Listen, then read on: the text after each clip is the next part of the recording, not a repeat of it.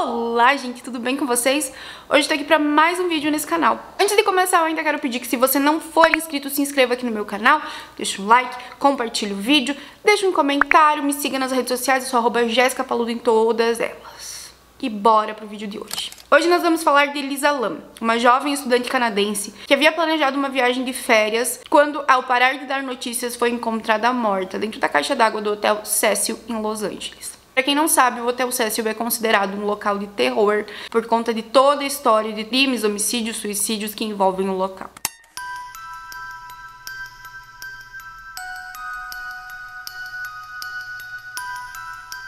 Elisa Lam nasceu em 30 de abril de 1991 em Vancouver, Canadá, e com 22 anos resolveu fazer uma viagem sozinha pela costa oeste dos Estados Unidos da América. Em 26 de janeiro de 2013, Elisa chegou a Los Angeles. Ela acabara de desembarcar de um trem que partiu de San Diego em direção a Santa Cruz. Essa viagem que Elisa estava fazendo seria um momento de lazer e descanso para a estudante da Universidade da Colômbia Britânica em Vancouver. Parece que a família da Elisa ficou bem preocupada quando ela apareceu com essa história de viajar sozinha. Eles não gostaram muito da ideia porque a família era protetora, então eles pensaram logo nos perigos, mas Elisa comprometeu-se a ligar todos os dias, a manter contato por e-mail, mensagem, telefone, enfim. Além disso, a Elisa ela tinha um blog, então por lá ela escrevia um pouquinho, além, é claro, de compartilhar a sua viagem, os seus momentos, as coisas que ela estava fazendo nas suas redes sociais. Durante a viagem, Elisa cumpriu o que havia prometido para sua família e manteve contato todos os dias por mensagem, telefone, enfim, todas as formas que ela podia e que ela encontrava de manter os amigos e os familiares informados sobre o que ela estava fazendo, sobre como estava sendo a viagem, enfim, sobre as coisas que ela estava conhecendo.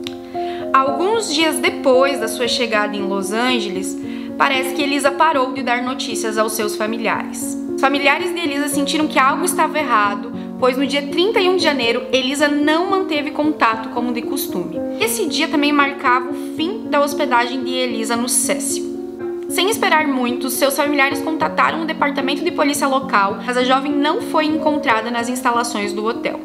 Parece que a polícia revistou o hotel de cima a baixo, eles revistaram tudo. Até os quartos onde tinham hóspedes foram revistados, as áreas comuns do prédio, tudo foi revistado. A polícia levou até cães farejadores para tentar encontrar alguma pista do desaparecimento de Elisa.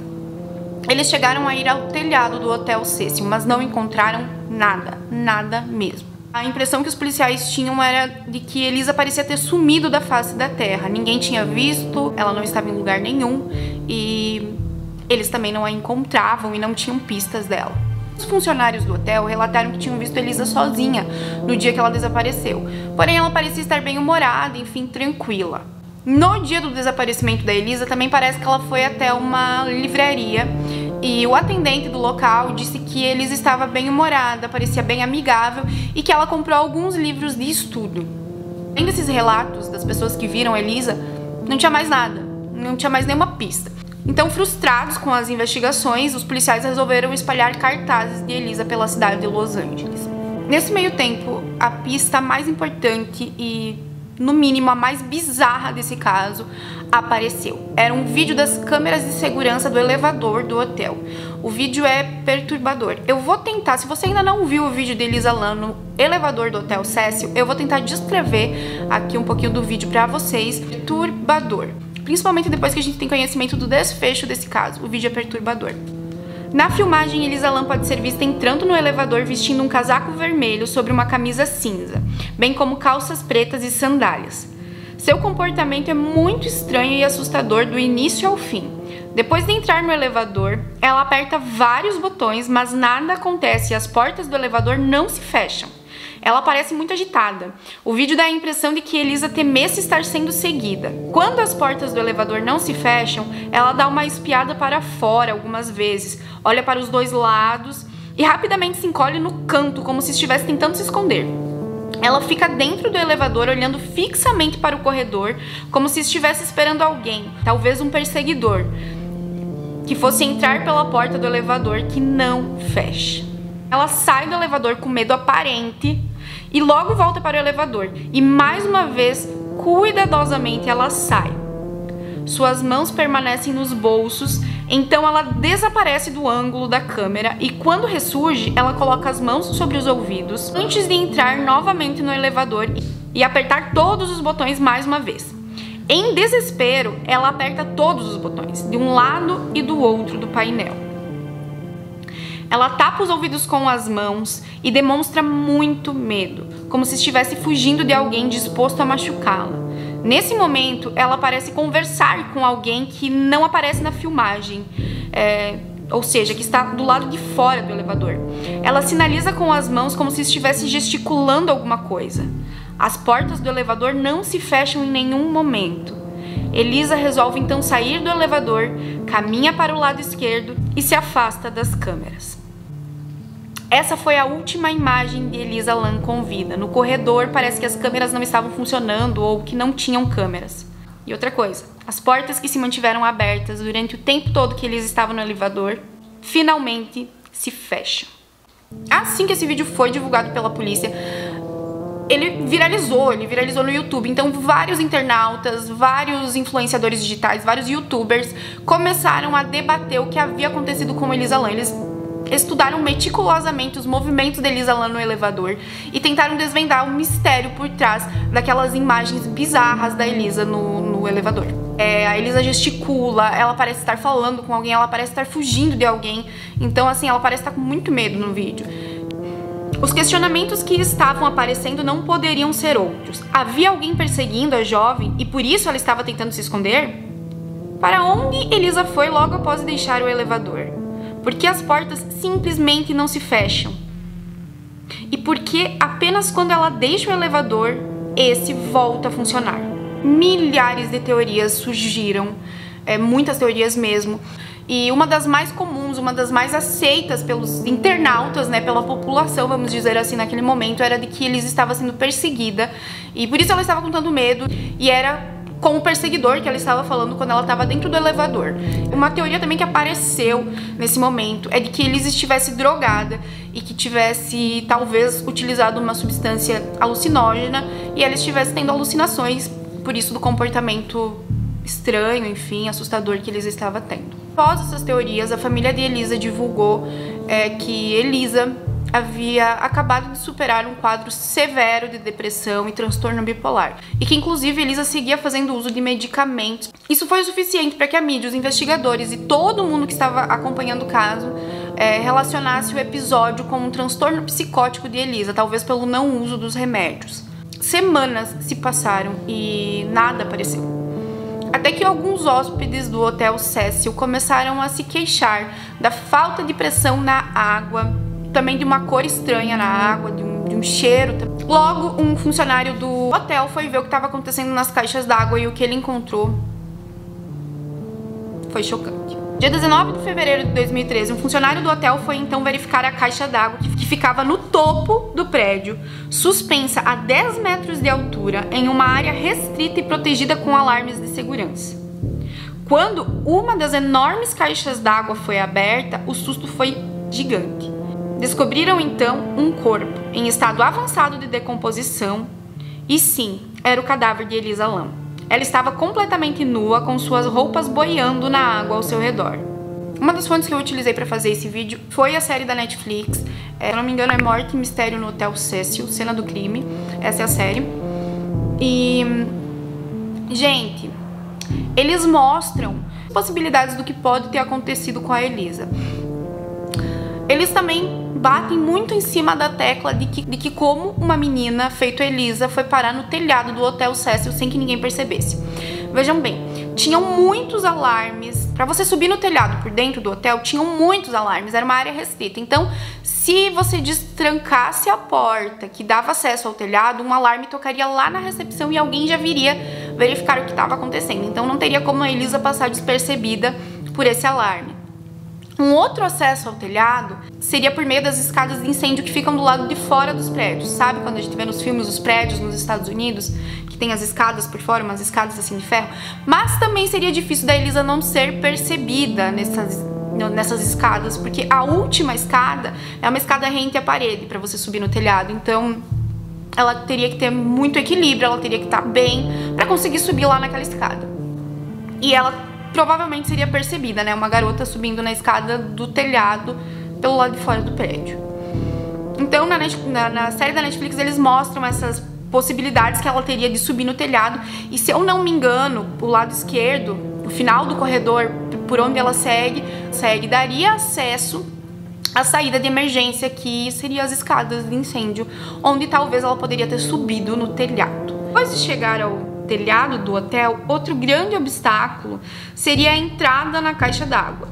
O local é de difícil acesso, não tem escadas, significando que Elisa, com seus 1,65 m e 60 kg, teria que escalar quase 10 metros por uma grade de ferro até o alto, tirar a roupa, atirá-la para dentro do tanque e então saltar em seu interior. Além disso, a caixa de água possuía uma tampa super pesada, a qual Elisa teria que ter removido para poder entrar. Então, assim, quando a gente vê esses dados, fica mais difícil acreditar que a Elisa realmente conseguiu subir sozinha até o telhado do hotel e entrar sozinha na caixa d'água. Era realmente muito difícil de fazer tudo isso. As especulações sobre esse caso aumentaram muito. Como a Elisa iria conseguir escalar uma caixa d'água, iria conseguir abrir a tampa da caixa d'água, que era pesada. Enfim, as pessoas se questionavam muito sobre isso. As pessoas também questionavam o porquê que ela teria removido as roupas antes de pular dentro da caixa d'água e se ela talvez tivesse sido ajudada por alguém que tinha conhecimento do hotel, que saberia levá-la até a caixa d'água, enfim. Como Elisa foi parar dentro da caixa d'água? Os questionamentos giravam muito em torno disso. Como Elisa foi parar dentro da caixa d'água? É bizarro, e a internet foi a loucura, inventando várias teorias, criando, investigando, enfim. Na série da Netflix a gente pode ver que alguns youtubers até se hospedaram no Hotel Cecil para tentar fazer as suas próprias investigações. A causa da morte determinada pelo legista teria sido afogamento. Existia uma quantidade de água nos pulmões suficiente para matar por afogamento, mas no corpo não haviam ferimentos ou marcas de luta. Então, talvez teria sido um suicídio extremamente elaborado pela Elisa?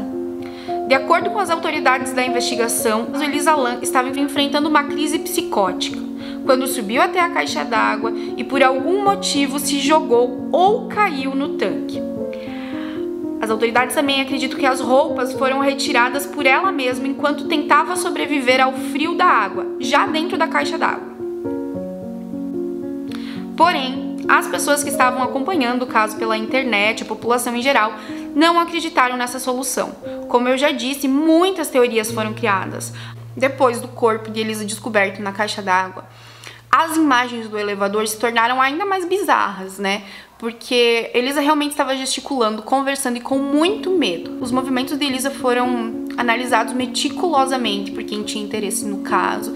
E as pessoas tinham só cada vez mais dúvidas. Tiveram pessoas que chegaram a concluir de que Elisa só era uma pessoa irritada com o elevador e que não estava funcionando. O fato dela esticar os braços era talvez para ela tentar ativar o sensor, para ele abrir ou fechar, enfim. Algumas pessoas concluíram que aquele comportamento de Elisa era um comportamento comum a uma pessoa extremamente irritada com o mau funcionamento do elevador.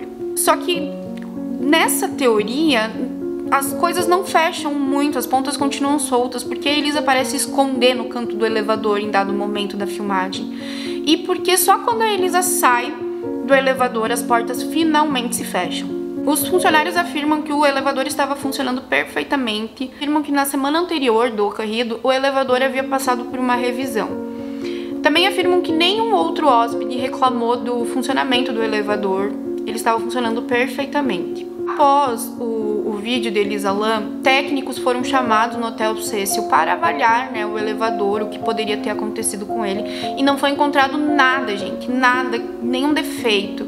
E é inexplicável o motivo pelo qual o elevador não fecha e só fecha quando a Elisa sai. Na série da Netflix, algumas pessoas falam que a Elisa talvez, quando ela acionou todos os botões do elevador, ela tenha acionado um botão que mantém o elevador aberto e parado em um andar. Mas isso são teorias. Na série da Netflix também eles mostram quais são os botões que tem no elevador, quais foram os botões que Elisa apertou, que no caso foram todos, e enfim.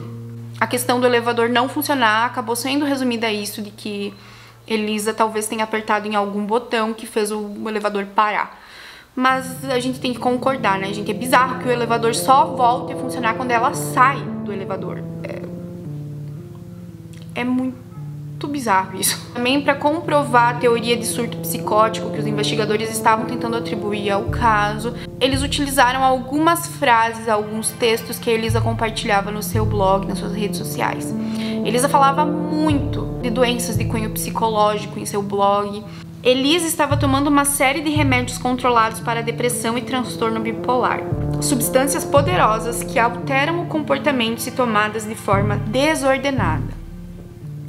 Em certa ocasião, Elisa chegou a relatar em seu blog que era difícil tomar os remédios nas doses certas, pois às vezes lidava com o esquecimento. Segundo os familiares e amigos, a Elisa manteve contato até o dia do seu desaparecimento. Em momento algum, ela pareceu transtornada. Em momento algum, ela apresentou um comportamento diferente. Ela estava, inclusive, muito feliz. Como eu já falei, os investigadores eles desenvolveram uma teoria e ela tem sido até hoje a mais aceita.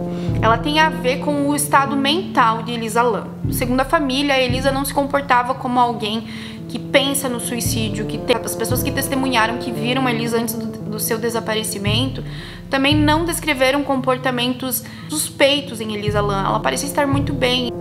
Mesmo as pessoas que relatavam um comportamento estranho de Elisa Lam disseram que o que tinha de mais estranho em Elisa era ela roncar alto e falar sozinha. Uma dúvida bem grande nesse caso é que, se foi realmente um suicídio, como Elisa teria feito para entrar no tanque de água? Além do fato de que o acesso é bastante restrito, com vários obstáculos pelo caminho, a manivela para abrir a tampa é tão apertada que mesmo uma pessoa forte teria uma enorme dificuldade em girar o registro. Ela teria força suficiente para abrir essa tampa? Ela teria conseguido escalar, basicamente, a caixa d'água até o seu topo? Para vocês terem ideia, o acesso ao topo da caixa de água é tão difícil que as autoridades resolveram fazer um buraco na parte de baixo do tanque para fazer a retirada do corpo. Amy Price, gerente do hotel, declarou no tribunal que inicialmente Elisa havia se hospedado em um quarto compartilhado, se fosse um hostel. Entretanto, colegas de quarto relataram que a jovem apresentava um comportamento estranho, que seria falar sozinha, roncar alto, e Elisa acabou se mudando para um quarto individual. Uma teoria bem comum na internet é o assassinato de Elisa Lam. Porém, nesse caso, quem teria matado Elisa Lam? Na internet também circula a teoria de que talvez algum funcionário ou alguém que conhecesse muito bem o hotel estivesse envolvido no caso, porque para Elisa chegar até lá em cima, ela teria que desativar os alarmes ou sair pela escada de incêndio e ela teria que abrir a tampa, então circula essa teoria ou de que os funcionários estivessem tentando acobertar um crime, enfim, alguma coisa que aconteceu no Cecil Hotel. A teoria de assassinato também se intensifica porque alguém muito forte teria que ter jogado Elisa dentro dessa caixa d'água, aberta a tampa, enfim. Após a morte da filha, David e Ina Lam entraram com um processo por morte por negligência contra o Hotel Cecil. O advogado da família afirmou que o hotel tinha o dever de inspecionar e procurar perigos no estabelecimento que apresentassem um risco irracional de perigo para Lam e os outros hóspedes. A parte de notícias documenta que o engenheiro-chefe do hotel, Pedro Tovar, deixou claro que seria praticamente impossível alguém acessar o telhado sem disparar o alarme. Somente funcionários sabem como desativá-lo corretamente. Se o alarme fosse acionado, um som chegaria até a recepção e todos os 2 andares superiores do prédio. O juiz Howard Holm, da Corte Superior de Los Angeles, decidiu que a morte de Elisa Lam era imprevisível, pois havia acontecido em uma área em que os hóspedes não tinham permissão de acesso, então a ação foi julgada improcedente. Não posso terminar de falar desse caso sem contar um pouquinho da história do Hotel Cecil para vocês. O Hotel Cecil foi inaugurado em 1927 e era considerado um hotel de luxo na época.